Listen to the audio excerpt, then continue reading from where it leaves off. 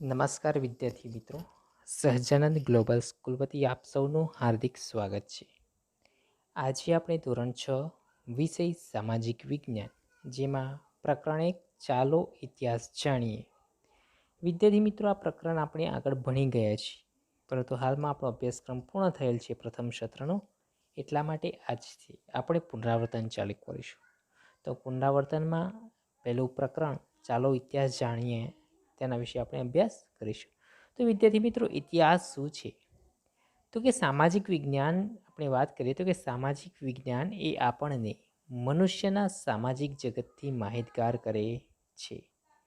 સામાજિક વિજ્ઞાન આપણને વર્તમાન સમાજ જીવનનો પરિચય કરાવે છે, જ્યારે ઇતિહાસ માનવ સમાજના ભૂતકાળની માહિતી આપે છે.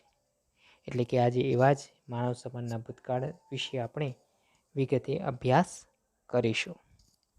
વિદ્યાર્થી મિત્રો, ઇતિહાસ શું છે? તો આપણે સામાજિક વિજ્ઞાન વિષયની વાત કરીએ તો કે સામાજિક વિજ્ઞાન વિષય તમારા માટે નવો વિષય છે. અત્યાર સુધી તમે ચોથા પાંચમા ધોરણ સુધી ઈવીએસ એટલે કે આસપાસ વિષય ભણ્યા છો, પર્યાવરણ વિષય ભણ્યા છો, પરંતુ આ છઠ્ઠા ધોરણમાં સામાજિક વિજ્ઞાનનો વિષય એક રસપ્રદ વિષય તરીકે ઇતિહાસ વિશે આપણે જાણવાનું છે. તો જે સામાજિક વિજ્ઞાન છે એ આપણને એક મનુષ્યના સામાજિક વિશ્વથી માહિતગાર કરે છે. એટલે કે મનુષ્યના જે સામાજિક જગત છે, મનુષ્ય જે સમાજમાં રહે છે, એ સમાજથી આપણને, એ સમાજના જગતથી, એ વિશ્વથી આપણને માહિતગાર કરે છે. એટલે કે આપણને તેની માહિતી આપે છે. ઇતિહાસમાં બીજું, સામાજિક વિજ્ઞાનમાં બીજું શું શું કયા કયા વિષયો આવે વિદ્યાર્થી મિત્રો? તો સામાજિક વિજ્ઞાનની વાત કરીએ તો કે તેમાં ભૂગોળ આવે, અર્થશાસ્ત્ર, સામાજિક પરિસ્થિતિ અને સંસ્થાઓ, રાજકીય પ્રવૃત્તિઓ અને સંગઠનોની જાણકારી આપે છે. આમ આ સામાજિક વિજ્ઞાન વિષય અંતર્ગત સમાજ વિજ્ઞાનનો તો આપણે મનુષ્યના સામાજિક વિશ્વથી તો માહિતગાર કરે છે, પણ તેની સાથે સાથે ભૂગોળ, અર્થશાસ્ત્ર અને સામાજિક પરિસ્થિતિ અને સંસ્થાઓ અને રાજકીય પ્રવૃત્તિ અને સંગઠનોની પણ જાણકારી આપે છે. ઇતિહાસ વિષય સિવાયના સમાજ વિજ્ઞાનો આપણને વર્તમાન સમાજ જીવનનો પરિચય આપે છે. એટલે કે આ સામાજિક વિજ્ઞાનમાં ઇતિહાસ વિષય સિવાયના જે છે, તો સામાજિક વિજ્ઞાન આપણને શું, તો કે વર્તમાન સમાજ જીવનનો પરિચય કરાવે છે. શાના આધારે? તો કે ઇતિહાસ એ માનવ સમાજના ભૂતકાળની માહિતી આપે. એટલે કે આપણે જે ઇતિહાસ વિશે ભણવાના છે, તો ઇતિહાસ શું, તો કે માનવ જીવનના ભૂતકાળની, એટલે કે આજથી ઘણા વર્ષો પહેલાં મનુષ્ય કેવું જીવન જીવતો હતો તેના વિશેની માહિતી આપે છે. તો ઇતિહાસ શું, તો કે માનવ સમાજના ભૂતકાળની માહિતી આપે છે, જ્યારે સામાજિક વિજ્ઞાન આપણને વર્તમાન સમાજ જીવનનો પરિચય કરાવે છે. જ્યારે ઇતિહાસ માનવ સમાજના ભૂતકાળની માહિતી આપે છે અને આપણે તેની મદદથી વર્તમાન કાળને જાણી શકીએ છીએ. જો વિદ્યાર્થી મિત્ર આપણી પાસે ઇતિહાસ એ માનવ સમાજના ભૂતકાળની માહિતી આપણને આપે છે, તો તેની મદદથી જ આપણે અત્યારના વર્તમાનમાં જે જીવીએ છીએ વર્તમાન કાળને જાણી શકીએ છીએ. શું આપણે ભૂતકાળના જ્ઞાન વગર વર્તમાન સમાજ જીવનને સમજી શકીએ છીએ? વિદ્યાર્થી મિત્રો, આપણને જો ભૂતકાળનું જ જ્ઞાન ન હોય તો ભૂતકાળના જ્ઞાન વગર આપણે શું વર્તમાન કાળને સમજી શકવાના છીએ, તેને જાણી શકવાના છીએ? આજથી ઘણા વર્ષો પહેલાં માનવે જ્યારે અગ્નિનો ઉપયોગ શરૂ કર્યો ન હતો, ત્યારે તેનું જીવન કેવું હતું? આપણે એ બાબતની કલ્પના કરો કે વિદ્યાર્થી મિત્રો, આદિમાનવો એ અગ્નિની શોધ કરી અને અગ્નિની શોધ પછી તેમના જીવનમાં પરિવર્તન આવ્યું. તો જે સમયે અગ્નિની શોધ થઈ ન હતી, કે અગ્નિની શોધખોળ થઈ ન હતી, તે સમયે લોકો કેવું જીવન જીવતા હશે, એવી આપણે કલ્પના કરવાની. કલ્પના કરો વિદ્યાર્થી. તો એના સિવાય માનવી ખેતીવાડી, રસ્તા, વાહન વ્યવહાર, મકાનો વગર કેવી રીતે રહેતો હશે? તો કે ઇતિહાસ આ માનવ જીવનના આવા વિવિધ રસપ્રદ જે પાસાઓ છે, એ પાસાઓ વિશે આપણને શું કરે છે, તો કે જાણકારી આપે છે, માહિતી આપે છે. આમ ઇતિહાસ એ આપણને ભૂતકાળના જુદા જ માનવ જીવનનો સફર કરાવે છે. તો ઇતિહાસ શું કરે છે? આપણે ભૂતકાળના માનવ જીવનની સફર કરાવે છે. એટલે કે ઇતિહાસકારો એ ભૂતકાળનું અધ્યયન કરનારા છે. આગળ જોઈશું કે એક યુગમાંથી બીજા યુગમાં, બીજામાંથી ત્રીજા, એમ અનેક યુગોના માનવ જીવનના રીતિ રિવાજો, માન્યતાઓ, તેમના ખોરાક અને પોશાક વિશે માહિતી આપે છે. જાણે કે આપણે કોઈક જુદા જ વિશ્વમાં વિહરતા હોઈએ. એટલે કે આ જે ઇતિહાસ છે, જે ઇતિહાસ આપણને શું કે એક યુગમાંથી બીજા યુગમાં, બીજામાંથી ત્રીજામાં, એમ અનેક યુગ વિશેના જે માનવ થઈ ગયા, જે મનુષ્ય થઈ ગયા, એ મનુષ્યના જીવન વિશેના જે રીતિ રિવાજો છે, તે સમયની જે માન્યતાઓ છે, તેઓ કેવો ખોરાક ખાતા હતા, તેઓનો પોશાક શું હતો, આ દરેક વિશેની માહિતી આપણને આ ઇતિહાસ દ્વારા પ્રાપ્ત થાય છે. તો એવા જ ઇતિહાસકારોથી આપણને એવું લાગે કે આપણે કોઈ જુદા જ વિશ્વમાં રહેતા હોઈએ છીએ. તો વિદ્યાર્થી મિત્રો, આપણને ભૂતકાળની માહિતી દ્વારા ઘણું બધું શીખવાનું મળે છે. આ ભૂતકાળ વિશેની માહિતી આપણને ક્યાંથી પ્રાપ્ત થાય છે? તો ભૂતકાળ વિશેની માહિતી આપણને ઇતિહાસ દ્વારા પ્રાપ્ત થાય છે. હવે વિદ્યાર્થી મિત્રો, આપણે આગળ જોઈશું. તો વિદ્યાર્થી મિત્રો, આપણે ભૂતકાળના માનવ સમાજનું અધ્યયન શા માટે કરવું જોઈએ? એવો વિચાર આપણા મનમાં આવતો હશે કે આપણે ભૂતકાળનું અધ્યયન શા માટે કરવું જોઈએ? તો કે ઇતિહાસ એ માત્ર ભૂતકાળની જ બાબતો સાથે સંકળાયેલો નથી, તે વર્તમાન કાળની વ્યવસ્થા સાથે કડીરૂપ છે. એટલે કે ઇતિહાસ એ ભૂતકાળની સાથે સાથે વર્તમાન કાળની એક વ્યવસ્થિત કડીરૂપ છે. આપણને આ બધું જ્ઞાન ક્યાંથી પ્રાપ્ત થાય? કે આપણા પૂર્વજો કેવા હતા, તે ક્યાં રહેતા હતા, શું ખાતા હતા, તેમના જીવનની અનેક મહત્વપૂર્ણ બાબતોની માહિતી આપી ઇતિહાસ આપણને માનવીના જીવનમાં આવેલ પરિવર્તનોથી શું કરે છે? માહિતગાર કરે છે. તો અહીંયા આપણે પહેલાં જ વિદ્યાર્થી મિત્રો વાંચ્યું કે આપણે ભૂતકાળના માનવ સમાજનું અધ્યયન શા માટે કરવું જોઈએ, અથવા તો એવું પણ તો કે ભૂતકાળનું અધ્યયન શા માટે કરવું જોઈએ? તો કે આપણે ઇતિહાસનું અધ્યયન શા માટે કરવું? તો કે એના પાછળનું શું કારણ છે કે ઇતિહાસ એ માનવ સમાજના ભૂતકાળને શું કરે છે? તો કે આપણને માહિતી પ્રાપ્ત કરે છે. આપણા પૂર્વજો કેવા હતા, તે ક્યાં રહેતા હતા, તેઓ શું ખાતા હતા, વગેરેની માહિતી આપણને ઇતિહાસના અધ્યયનથી પ્રાપ્ત થાય છે. તેમજ તેમના જીવનની અનેક મહત્વપૂર્ણ બાબતોના આધારે માનવીના જીવનમાં આવેલ પરિવર્તનોની માહિતી આપણને ઇતિહાસના અધ્યયનથી જાણવા મળે છે. ઇતિહાસ આપણને એક યુગમાંથી બીજા અને બીજામાંથી ત્રીજામાં એમ અનેક યુગોના માનવ જીવનના રીતિ રિવાજો છે, માન્યતાઓ તેમજ તેમના ખોરાક અને પોશાક વિશે માહિતી આપે છે. આથી આપણે માનવ સમાજના ભૂતકાળને જાણવા માટે ઇતિહાસનું અધ્યયન કરવું જરૂરી છે. હવે વિદ્યાર્થી મિત્રો, આપણે ઇતિહાસને જાણવા વિશે તો માહિતી મેળવી કે ઇતિહાસનું અધ્યયન શા માટે કરવું જોઈએ, ઇતિહાસ આપણને કઈ કઈ માહિતી આપે છે. તો આના આધારે ઇતિહાસ જાણવાના સાધનો અથવા સ્ત્રોત કે આપણને ઇતિહાસની માહિતી, પ્રાચીન ઇતિહાસની માહિતી આપણને શાના દ્વારા પ્રાપ્ત થાય છે? તો એવા કેટલાક ઇતિહાસ જાણવાના જે સાધનો છે, સ્ત્રોતો છે, તેના વિશે આપણે વિગતે ચર્ચા કરીશું. તો ચિંતન નામનો જે છોકરો છે એ વર્તમાનપત્રમાં વાંચે છે કે ગુજરાતના કચ્છમાં 4000 વર્ષ જૂનું શહેર મળી આવ્યું. તેને આશ્ચર્ય થયું, આપણે કેવી રીતે જાણી શકીએ કે આ શહેર 4000 વર્ષ જેટલું જૂનું છે? તે કોણે અને કેવી રીતે બાંધ્યું હશે? ત્યાંના લોકો કેવો ખોરાક ખાતા હશે અને કેવા કપડાં પહેરતા હશે? આવા ચિંતનના મનમાં અનેક પ્રશ્નો ઉદ્ભવે છે કે આ કચ્છમાં જે 4000 વર્ષ પહેલું જૂનું શહેર મળી આવ્યું છે, એ કઈ રીતે પ્રાપ્ત થયું? કઈ રીતે આપણને ખબર પડી કે આટલા વર્ષ જૂનું હશે અને તે કોણે બાંધ્યું હશે? તો આ બધું આપણને ઇતિહાસના સાધનો પરથી પ્રાપ્ત થાય છે.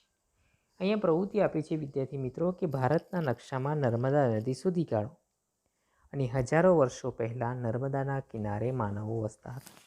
તો વિદ્યાર્થી મિત્રો, ભારતનો નકશો જો તમારી પાસે કોઈ ચોપડીમાં કે આકૃતિમાં હોય તો તમે આ પ્રવૃત્તિ કરી શકો છો. આગળ આપણે ઇતિહાસ કેવી રીતે જાણી શકીએ? ઇતિહાસ જાણવા માટે આપણી પાસે શું છે? તો કે જુદા જુદા સાધનો પ્રાપ્ત છે. તો વિદ્યાર્થી મિત્રો, જે ઇતિહાસ જાણવાના જે સાધનો છે, એ ઇતિહાસ જાણવાના સાધનો કયા છે અને એ કેવા હોય છે અને તેના દ્વારા આપણને શું માહિતી પ્રાપ્ત થાય છે? તો એ દરેક વિષયની માહિતી આપણને આ પાઠમાંથી મેળવવાની છે.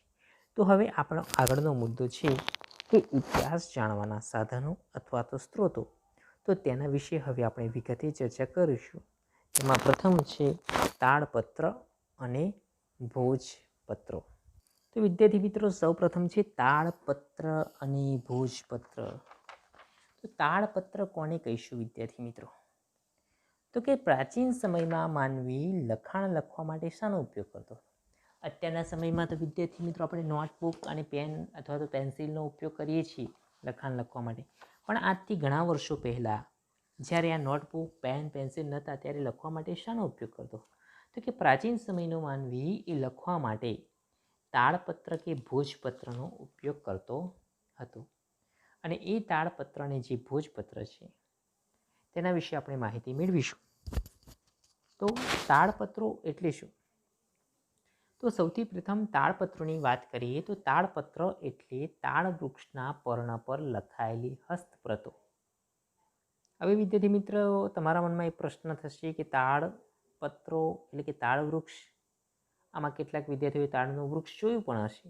આપણે આગળ આપણે એની ચર્ચા કરીશું અને તમને ચિત્ર પણ બતાવીશ કે તાળનું વૃક્ષ કેવું હોય. તો કે તાળ વૃક્ષના પર્ણ પર લખાયેલી હસ્તપ્રતો અને ભોજપત્ર એટલે કે હિમાલયમાં થતા ભૃજ નામના વૃક્ષોની પાતળી આંતરછાલ ઉપર લખાયેલ હસ્તપ્રતો, જેને આપણે ભોજપત્ર કહીશું. તો અહીંયા વિદ્યાર્થી મિત્રો આપણે બે વ્યાખ્યા અહીંયા સ્પષ્ટ છે કે તાળપત્ર એટલે શું? તો કે તાળપત્ર એટલે કે તાળ વૃક્ષના પર્ણ પર લખાયેલી હસ્તપ્રતો. એટલે હસ્તપ્રતો એટલે કે હાથથી લખાયેલી, અને તાળ વૃક્ષનું જે પર્ણ છે એ પર્ણ ઉપર. તો કે પ્રાચીન સમયનો માનવી લખવા માટે આવા તાળપત્ર અને ભોજપત્રનો ઉપયોગ કરતો. ભોજપત્રમાં જે ભુર્જ નામનું જે વૃક્ષ છે એ વૃક્ષ ક્યાં થાય છે? તો કે હિમાલયમાં થાય છે. તો કે હિમાલયમાં થતા જે ભૃજ નામના વૃક્ષ છે એની શું કરવામાં આવે છે? તો કે પાતળી છાલ કાઢવામાં આવે છે અને એ છાલ ઉપર લખવામાં આવે છે. હવે તાડના પર્ણ પર અને ભુર્જ જેવા વૃક્ષોની છાલ પર તેઓ હસ્તપ્રત લખતા અને તેમાંથી આપણને તેમની ભાષા અને જીવન જીવવાની પદ્ધતિની જાણકારી મળે છે. તો વિદ્યાર્થી મિત્રો આવી જે હસ્તપ્રતો છે એ જે હસ્તપ્રતો તાળપત્ર અને ભોજપત્ર જેવી હસ્તપ્રતોમાંથી આપણને કઈ માહિતી પ્રાપ્ત થાય છે? તો કે તે સમયમાં એટલે કે તે પ્રાચીન સમયની ભાષા કેવી હતી અને તેમની જીવન જીવવાની પદ્ધતિ કેવી હતી એ તેના દ્વારા આપણને જાણકારી પ્રાપ્ત થાય છે. બીજી શું જાણકારી પ્રાપ્ત થાય છે? તો કે આવી અનેક હસ્તપ્રતો મળી છે જેમાં તાળપત્ર અને ભોજપત્ર પર લખેલી હસ્તપ્રતોમાંથી ભારતના પ્રાચીન યુગના માનવી વિશે આપણને માહિતી મળે છે. એટલે કે ભારતના પ્રાચીન યુગનો માનવી કેવો હતો તેના વિશેની માહિતી આપણને તાળપત્ર અને ભોજપત્ર ઉપરથી પ્રાપ્ત થાય છે. ત્યારબાદ આપણે હવે આગળ પાઠ્યપુસ્તકના પેજ નંબર 2 ઉપર અભ્યાસ કરીશું, જેમાં તાળપત્ર અને ભોજપત્રનું આકૃતિ આપવામાં આવી છે. એના સિવાય પણ આપણે તાળનું વૃક્ષ કેવું હોય અને ભૃજ વૃક્ષ કેવું હોય તે વિશે પણ આપણે વિગતે સચિત્ર આપણે તેની માહિતી મેળવીશું. તો બધા વિદ્યાર્થીઓનું ધ્યાન પાઠ્યપુસ્તકના પેજ નંબર 2 ઉપર રહેશે અને સ્ક્રીન પર પણ તમને દેખાય જ છે. વિદ્યાર્થી મિત્રો તમે અહીંયા આકૃતિ 1.1માં જોઈ શકો છો કે ભોજપત્ર અને તાળપત્ર. તો ભોજપત્ર પ્રથમ આપેલું છે ભોજપત્ર અને બીજું છે તાળપત્ર. તો વિદ્યાર્થી મિત્રો અહીંયા તમે આકૃતિમાં ધ્યાનથી નિહાળી શકો છો કે આપણે એને આગળ પણ જોયું કે તાળ વૃક્ષ એટલે કે તાળ વૃક્ષના પર્ણ પર લખાયેલી, તાળપત્રો એટલે કે તાળ વૃક્ષના પર્ણ પર લખાયેલી હસ્તપ્રતો કે જેને આપણે તાળપત્રો કહીશું, અને ભોજપત્ર એટલે કે હિમાલયમાં થતા ભુર્જ નામના વૃક્ષની પાતળી આંતરછાલ જે બીજી આકૃતિમાં તમે જોઈ શકો છો એ શું છે? તો કે ભોજપત્ર છે.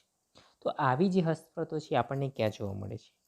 તો આવી હસ્તપ્રતો એ મંદિરો અને મઠોમાં સચવાયેલી છે.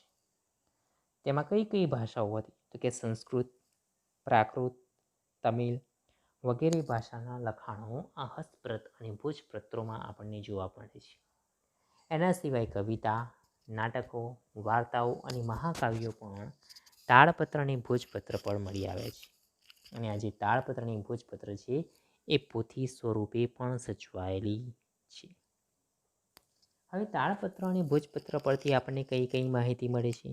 તો કે તે સમયમાં એ પ્રાચીન સમયમાં ધાર્મિક રીતિ રિવાજો કેવા હતા, સામાજિક માન્યતાઓ કેવી હતી, રાજાઓની જીવનશૈલી, વિજ્ઞાન, શિક્ષણ, દવાઓ, પ્રાણીઓ, વિશે મોટા પ્રમાણમાં આપણને માહિતી પ્રાપ્ત થાય છે. તો આજે તાળપત્રની ભોજપત્ર પરથી તે સમયના ઇતિહાસના જે માનવ જીવન છે, ઇતિહાસના લોકો, તે સમયના લોકોનો પોતાનો રીતિ રિવાજ કેવો હતો, ધર્મ કેવો પાળતા હતા, રાજાઓની જીવનશૈલી કેવું જીવન જીવતા હતા, શિક્ષણ કેવું હતું, દવાઓ કેવી હતી, એ દરેક વિષયની માહિતી આપણને આના ઉપરથી પ્રાપ્ત થાય છે. હવે વિદ્યાર્થી મિત્રો, આપણે ભોજપત્ર અને તાળપત્ર ઉપરથી આગળ આપણે તેની જે સચિત્ર આકૃતિ છે, આકૃતિ દ્વારા આપણે સમજ મેળવીશું. વિદ્યાર્થી મિત્રો, અહીંયા તમે ભોજપત્રની આપણે વાત કરીએ તો કે હિમાલયમાં થતા ભુર્જ નામના વૃક્ષની જે પાતળી આંતરછાલ ઉપર હાથથી લખાવવામાં આવેલ લેખોને ભોજપત્ર કહેવામાં આવે છે. અહીંયા તમે આકૃતિમાં જોઈ શકો કે જે ભોજપત્ર છે એ ભોજપત્ર શું તો કે હિમાલયમાં જે થતા ભુર્જ નામના વૃક્ષની જે પાતળી આંતરછાલ છે એ પાતળી આંતરછાલમાં હાથથી લખવામાં આવેલ લેખોને આપણે ભોજપત્ર કહીએ છીએ. અહીં આકૃતિમાં તમે જોઈ શકો છો કે ભોજપત્ર કેવા હોય છે. તો આ છે ભોજપત્રની આકૃતિ અને તેની વ્યાખ્યા કે ભોજપત્ર કોને કહેવામાં આવે છે. હવે તમારા મનમાં પ્રશ્ન થશે કે ભુર્જ નામનું વૃક્ષ કેવું હોય. તો હવે એની પણ હું તમને આકૃતિ બતાવી દઉં છું, જે કે ભુર્જ નામનું વૃક્ષ કેવું હોય છે. તો તેના દ્વારા તમારા મનમાં જે વિચાર છે કે ભુર્જ નામનું વૃક્ષ કેવું હોય તે સ્પષ્ટ થઈ જશે. તો વિદ્યાર્થી મિત્રો, આ ભુર્જ વૃક્ષ છે કે જે હિમાલયમાં થાય છે, અને હિમાલયમાં જે ભુર્જ વૃક્ષ થાય છે તેના વૃક્ષોની પાતળી આંતરછાલ કાઢી અને તેના ઉપર હસ્તપ્રતો લખવામાં આવે છે. તો અહીંયા તમે ધ્યાનથી નિહાળી શકો છો કે ભુર્જ નામનું વૃક્ષ કેવું હોય છે. અને આ જે વૃક્ષ છે એની જે પાતળી જે આંતરછાલ કાઢવામાં આવે છે, અને આંતરછાલ કાઢી અને તેમાં ઉપર હાથથી લખવામાં આવે છે. અને આ જે ભોજપત્રો છે એ અત્યારે મંદિરો અને મઠોમાં આપણને સચવાયેલા જોવા મળે છે. હવે એ જ રીતે તાળપત્રો શું છે, તાળપત્રો કેવા હોય છે અને કેવી રીતે બને છે તેના વિશે આપણે માહિતી મેળવીએ. વિદ્યાર્થી મિત્રો, તાળપત્ર એટલે શું કે તો કે તાળપત્ર એટલે કે તાળ નામના વૃક્ષના પાન ઉપર લખવામાં આવતા લખાણને તાળપત્રો કહે છે. અને આવી જે હસ્તપ્રતો છે એ મંદિરો અને મઠોમાં સચવાયેલી જોવા મળે છે. અને તાળપત્રો પર કવિતા, નાટકો, વાર્તાઓ, મહાકાવ્યો વગેરે લખવામાં આવતા હતા. વિદ્યાર્થી મિત્રો, તમે આ આકૃતિમાં જોઈ શકો છો કે તાળપત્રો ઉપર જે લખાણ છે તમને અહીંયા દેખાતું હશે. હવે વિદ્યાર્થી મિત્રો, તાળ વૃક્ષ કેવું હોય છે એ તાળના વૃક્ષને પણ હું તમને અહીંયા ચિત્ર બતાવી દઉં છું કે તાળ વૃક્ષ કેવું હોય છે. તો હવે આપણે તાળ નામના વૃક્ષ વિશે માહિતી મેળવીશું. તો વિદ્યાર્થી મિત્રો, અહીંયા જોઈ શકશો કે તાળ નામનું વૃક્ષ છે અહીંયા તાળ વૃક્ષ. તો આ તાળ નામનું જે વૃક્ષ છે એ તાળ વૃક્ષ જે છે એના પર્ણ ઉપર લખવામાં આવેલી હસ્તપ્રત કે જેને આપણે તાળપત્ર કહીએ છીએ. અને આ વૃક્ષ તમે પણ જોયું જ હશે વિદ્યાર્થી મિત્રો, તમારી આજુબાજુ અથવા તો કોઈ ખેતરમાં તમને આ વૃક્ષ જોવા મળ્યું છે. તો આ રીતે ભોજપત્ર અને તાળપત્ર કે જે ઇતિહાસ જાણવાના સાધનોમાંના એક સાધન છે કે જેનો પ્રાચીન સમયનો માનવી લખવા માટે તેનો ઉપયોગ કરતા હતા, અને જેના આધારે આપણને તે સમયના ઇતિહાસ વિશેની માહિતી આપણને પ્રાપ્ત થાય છે. હવે વિદ્યાર્થી મિત્રો, આ ઇતિહાસ જાણવાનો બીજો સ્ત્રોત છે કે જેનું નામ છે અભિલેખ. અભિલેખ એટલે શું તેના વિશે હવે આપણે વિસ્તૃતમાં માહિતી મેળવીશું. તો બધા વિદ્યાર્થીઓનું ધ્યાનથી સાંભળવાનું છે. અભિલેખ એટલે શું? તો અહીંયા અભિલેખ એટલે શું? અભિલેખ કેવો હોય છે? તો વિદ્યાર્થી, ધાતુઓ અને પથ્થરો પર કોતરાવેલા કે લખેલા લેખને આપણે અભિલેખ કહીએ છીએ. એટલે કે અમુક ધાતુઓ છે અથવા તો પથ્થર છે, અને આ પથ્થર ઉપર જે કોતરેલો લેખ છે તેને શું કહેવામાં આવે છે? તો કે અભિલેખ કહેવામાં આવે છે.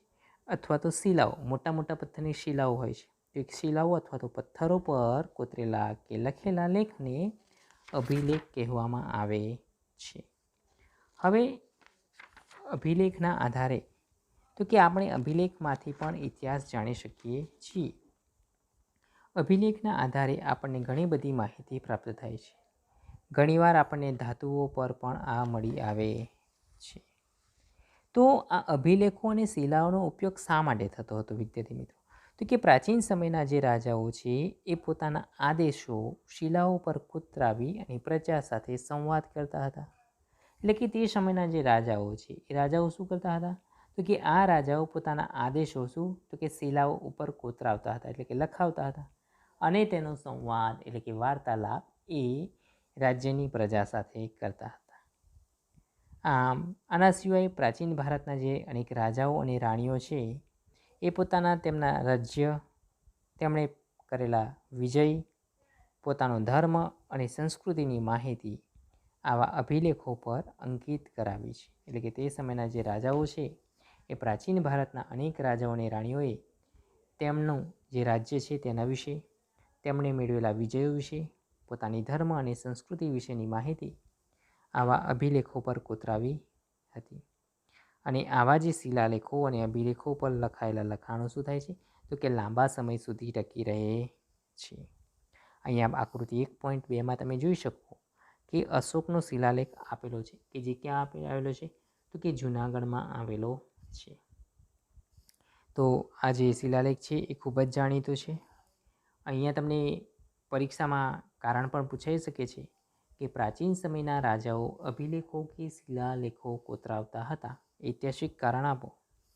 તો વિદ્યાર્થી મિત્રો તેના ઉત્તરમાં તમે લખી શકો છો કે પ્રાચીન સમયના રાજાઓ પોતાના આદેશો શિલાલેખો કે અભિલેખો પર કોતરાવી પ્રજા સાથે સંવાદ કરતા હતા, અને તેઓ તેમના ધર્મ, વિજય અને સંસ્કૃતિની માહિતી અભિલેખો પર અંકિત કરાવતા હતા. વળી શિલાલેખો કે અભિલેખો પર લખાયેલા લખાણો શું તો કે લાંબા સમય સુધી ટકી રહેતા હતા, અને આથી પ્રાચીન સમયમાં રાજાઓ અભિલેખો કે શિલાલેખો કોતરાવતા હતા. તો વિદ્યાર્થી મિત્રો આ હતો ઇતિહાસ જાણવાનો બીજો સ્ત્રોત કે જેનું નામ અભિલેખો હતું. વિદ્યાર્થી મિત્રો અહીંયા તમે સ્પષ્ટ આકૃતિ જોઈ શકશો કે અભિલેખો એટલે શું, તો કે શિલાઓ કે પથ્થરો પર કોતરીને લખવામાં આવેલા લેખોને અભિલેખો કહેવામાં આવે છે. અને ઘણીવાર આવા લેખો ધાતુઓ પર પણ કોતરવામાં આવતા હતા. અહીંયા તમે આકૃતિમાં ધ્યાનથી જોઈ શકો છો. તમારા પાઠ્યપુસ્તકમાં જે આકૃતિ છે થોડી સ્પષ્ટ દેખાતી નથી, પરંતુ અહીંયા જે આકૃતિ આપેલી છે તમે ધ્યાનથી જોઈ શકો છો કે અભિલેખો એ શિલાઓ અને પથ્થરો પર કઈ રીતે કોતરવામાં આવતા હતા એ લેખ અહીંયા તમે સ્પષ્ટ રૂપે જોઈ શકો છો. તો આ જે અભિલેખોના જે પર લખેલું લખાણ છે એ લાંબા સમય સુધી ટકી રહેતું હતું. હવે આના સિવાય પણ બીજા જે અભિલેખ વિશે આપણે બીજી પણ એક આકૃતિ દ્વારા આપણને તેની સમજ મેળવીએ. આગળ આપણે જોયું વિદ્યાર્થી મિત્રો કે જે આ શિલાલેખો અથવા અભિલેખો છે એ રાજાઓ પોતાની પ્રજાને કોઈ આદેશ આપવા માગતા હોય તો તે આવા પથ્થરો પર કોતરાવી દેતા હતા, અને તેના દ્વારા પ્રજા સુધી તેમનો આદેશ પહોંચી જતો હતો. અને પ્રાચીન ભારતના ઘણા રાજાઓએ પોતાના રાજ્ય, તેમના ધર્મ, ત્યારની સંસ્કૃતિ વગેરેની માહિતી તેમજ પોતે જીતેલા યુદ્ધો અને પરાક્રમો વિશે શિલાલેખો બનાવડાવ્યા હતા. અહીંયા તમે શિલાલેખની આકૃતિ પણ જોઈ શકશો, અને બાજુમાં જે રાજા આપેલું છે ચિત્ર તે પણ તમે ધ્યાનથી જોઈ શકો છો કે તે સમયના રાજાઓ આ રીતે પોતાના આદેશો, પોતે જીતેલા યુદ્ધો અને રાજ્ય વિશે શિલાલેખો કોતરાવતા હતા. હવે આપણે આગળનો મુદ્દો છે વિદ્યાર્થી મિત્રો તામ્રપત્ર, કે ઇતિહાસ જાણવાના આપણે 3 સ્ત્રોતો જોયા, ભોજપત્ર, તાડપત્ર અને અભિલેખો. હવે આગળનો જે શું સ્ત્રોત છે તો કે તામ્રપત્ર. તો તામ્રપત્ર વિશે આપણે હવે વિગતે માહિતી પ્રાપ્ત કરીશું. તો બધા વિદ્યાર્થીએ ધ્યાનથી વિડીયો સાંભળવાનો છે અને સમજવાનું છે, અને કંઈ પણ સમજ ના પડે તો એક નોટબુકમાં તમે મુદ્દા નોંધ કરી શકો છો. તો હવે તામ્રપત્ર. તો વિદ્યાર્થી મિત્રો તામ્રપત્ર એટલે શું, તો કે તામ્રપત્ર કોને કહેવાય, તો કે તામ્રપત્ર એટલે કે તાંબાના પતરા ઉપર કોતરીને લખવામાં આવતું લખાણ કે જેને તામ્રપત્ર કહેવામાં આવે છે. એટલે કે તાંબાનું જે પતરું આવે છે, તાંબાનું જે પતરું અત્યારે પણ વિદ્યાર્થી મિત્રો કોઈના તમારા ઘરે તાંબાના વાસણો હશે, કોઈ વિદ્યાર્થીઓના ઘરે જૂના જમાનાના, તો તે સમયે જે તાંબાનું પતરું છે તાંબાના પત્ર ઉપર કોતરીને લખવામાં આવતા લખાણને તામ્રપત્ર કહેવામાં આવતું હતું. તે સમયે અનેક રાજાઓએ પોતાના વહીવટી તંત્ર અને દાનની માહિતી આવા તામ્રપત્રો ઉપર પણ કોતરાવી છે. એટલે કે તે સમયના જે રાજાઓ છે એ રાજાઓએ પોતે વહીવટ જે કરતા હતા, પોતે જે પોતાનું વહીવટી તંત્ર ચાલતું હતું એ વહીવટી તંત્રની અને જે દાન આપતા હતા એ દાનની માહિતી આવા તામ્રપત્રો ઉપર શું કરતા હતા, કોતરાવતા હતા. ગુજરાતમાં આવા જે તામ્રપત્રો છે એ મોટી સંખ્યામાં મળી આવ્યા છે. તો આવા જે તામ્રપત્ર છે, તામ્રપત્ર ઉપરથી વિદ્યાર્થી મિત્રો આપણને કઈ કઈ માહિતી પ્રાપ્ત થતી હતી? તો કે જે આ તામ્રપત્ર છે તેના પરથી તે સમયના રાજાનું નામ, કયા રાજાએ આ તામ્રપત્ર લખાવ્યું છે, તેનો ધર્મ શું હતો, તે સમયનું વહીવટી તંત્ર કેવું ચાલતું હતું, અને દાન ધર્મ વગેરેની વિગતો આપણને મળે છે. આવા તામ્રપત્રો ક્યાં ક્યાં જોવા મળે છે? તો વિદ્યાર્થી મિત્રો આવા જે તામ્રપત્રો છે એ ક્યાં છે? તો કે શ્રી હેમચંદ્રાચાર્ય જૈન જ્ઞાન મંદિર, જે પાટણ ઉત્તર ગુજરાતમાં આવેલું છે. ત્યારબાદ એલડી ઇન્સ્ટિટ્યૂટ ઓફ ઇન્ડોલોજી, જે નવરંગપુરા અમદાવાદમાં આવેલું છે. બીજું છે ભોજી અધ્યયન અને સંશોધન વિદ્યાભવન, જે અમદાવાદમાં આવેલું છે. ત્યારબાદ શ્રી મહાવીર જૈન આરાધના કેન્દ્ર કોબા, જે ગાંધીનગરમાં આવેલું છે. આટલા સ્થળોએ તામ્રપત્રો સચવાયેલા છે. આ સંસ્થાઓ વિશે આપણે આકૃતિમાં પણ ચર્ચા કરીશું વિદ્યાર્થી મિત્રો, કે આ સંસ્થાઓ કેવી છે તેમની આકૃતિ પણ અહીંયા હું તમને બતાવીશ. આ સિવાય તામ્રપત્રો કેવા આવે છે તે પણ હું તમને બતાવીશ આગળ. તો આગળ તમારે ધ્યાનથી જોવાનું છે, સાંભળવાનું છે અને સમજવાનું છે કે તામ્રપત્રો કેવા હોય છે અને જે જગ્યાએ સચવાયેલા છે. અહીંયા જેટલી પણ સ્થળોના નામ આપેલા છે એ સ્થળોના નામની આપણે સચિત્ર માહિતી પણ પ્રાપ્ત કરીશું. તો વિદ્યાર્થી મિત્રો અહીંયા તમે આકૃતિમાં જોઈ શકો છો તામ્રપત્ર કેવું હોય છે. તો અહીંયા તાંબાનું જે પત્ર છે, તાંબાના પત્ર પર તમે દેખજો, તમને અહીંયા લખાણ દેખાશે. તાંબાના પત્ર ઉપર લખાણ લખવામાં આવ્યું છે. તો આ જે તાંબાના પત્ર ઉપર જે લખાણ લખવામાં આવ્યું છે, તો કે તે સમયના રાજાઓ આ રીતે લખાણ લખાવતા હતા. તો કે તાંબાના પત્ર પર કોતરીને લખવામાં આવેલા લખાણને તામ્રપત્ર કહેવામાં આવે છે. બીજું તો કે તામ્રપત્રો પરથી આપણને કઈ કઈ માહિતી મળે છે? તો કે તામ્રપત્ર પર રાજાઓના નામ, તેના ધર્મ અને વહીવટી તંત્ર અને આપેલ દાનની વિગતો આપણને જોવા મળે છે. તો હવે વિદ્યાર્થી મિત્રો તમને ખબર પડી હશે કે તામ્રપત્ર કેવું હોય છે. આકૃતિ જોઈ અને મને આશા છે કે તમને આકૃતિ પરથી ખબર તો પડી ગઈ હશે કે તાંબાનું જે પત્ર છે, તાંબાનું પત્ર કેવું આવે છે અને તેના ઉપર જે લખાણ લખેલું છે તે પણ તમે અહીંયા જોઈ શકશો. આપણને ભાષા ખબર નહીં પડે કે કઈ ભાષામાં લખેલું છે. ઠીક છે. હવે વિદ્યાર્થી મિત્રો આપણે જોયું કે તામ્રપત્રો જે જગ્યા ઉપર સચવાયેલા છે, જગ્યા કઈ છે, અહીંયા આપણને નામ પણ વાંચ્યા. તો એ જે જગ્યાઓ છે કે જે જગ્યાએ તામ્રપત્રો સચવાયેલા છે તેના વિશે પણ હવે આપણે માહિતી પ્રાપ્ત કરીશું.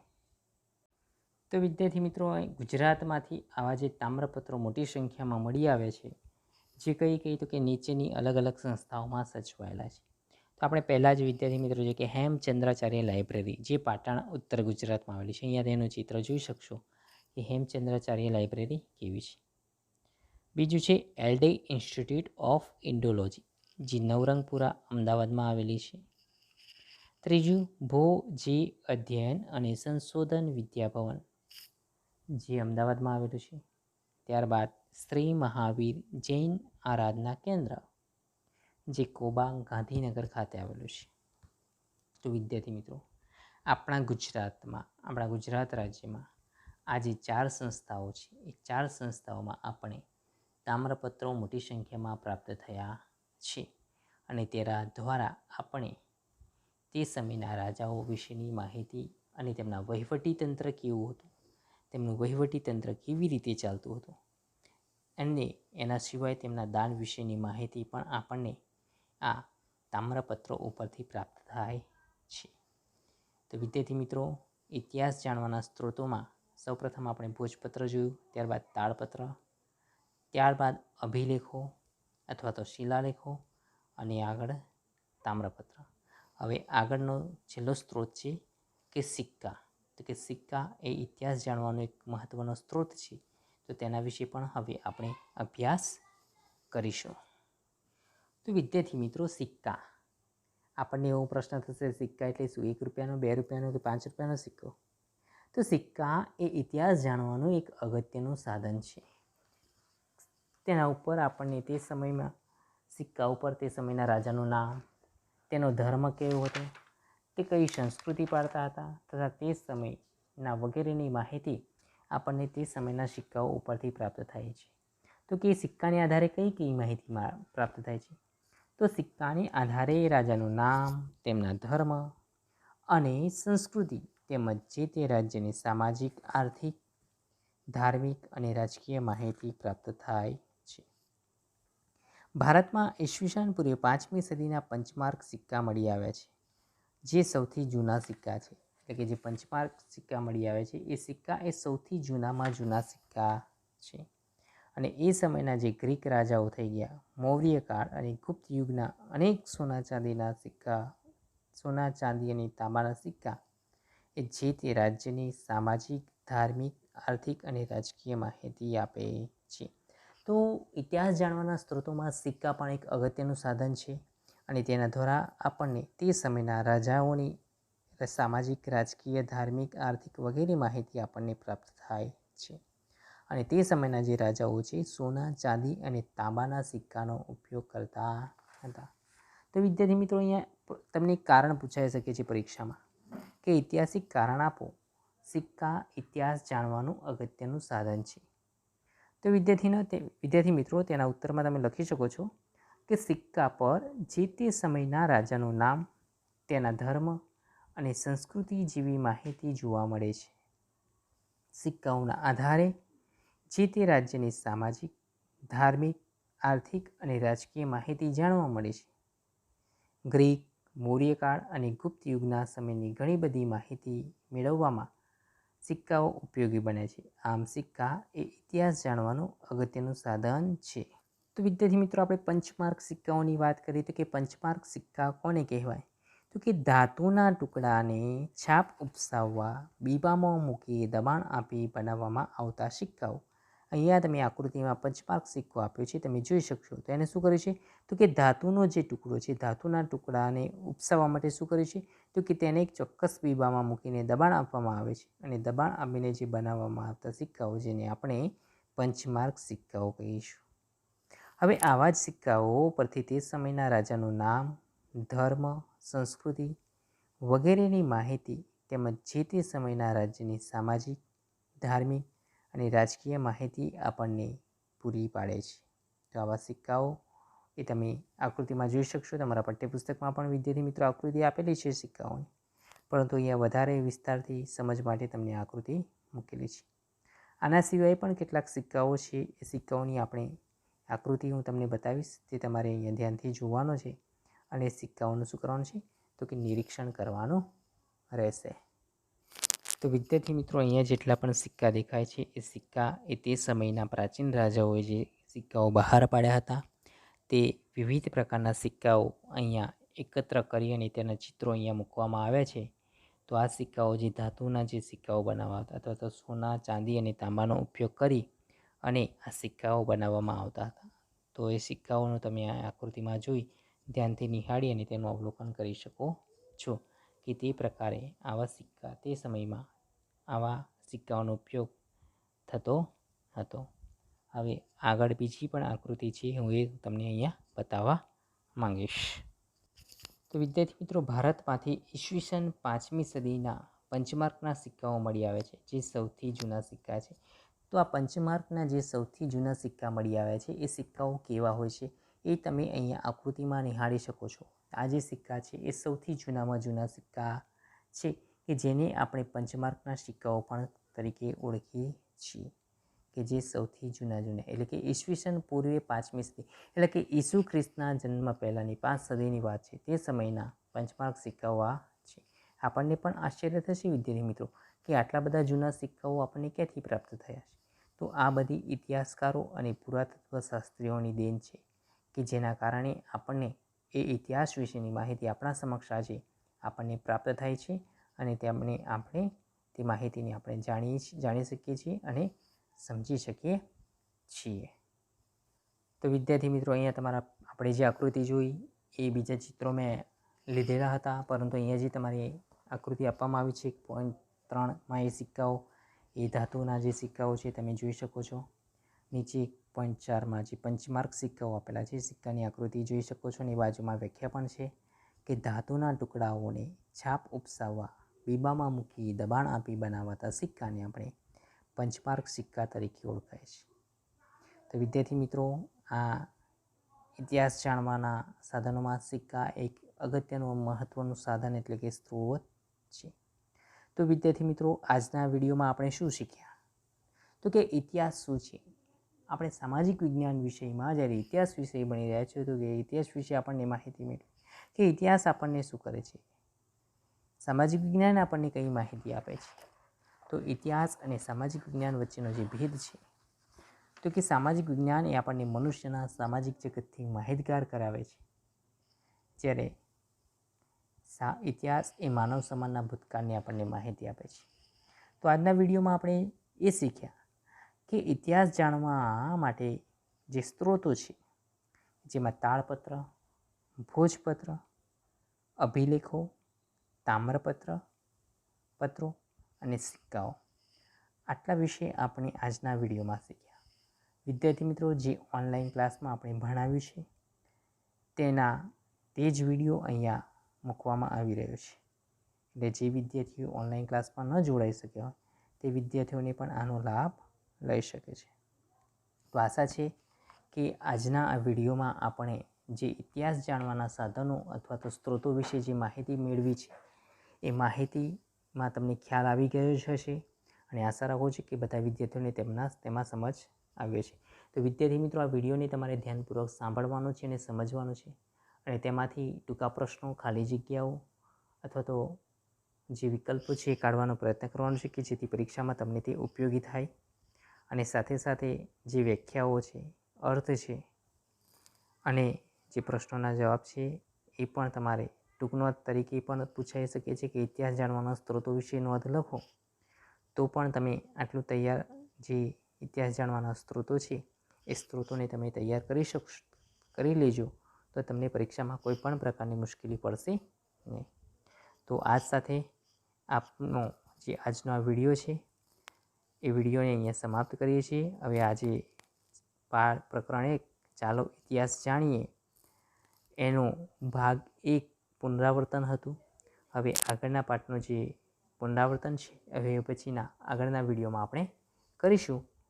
ત્યાં સુધી જય હિન્દ, જય ભારત.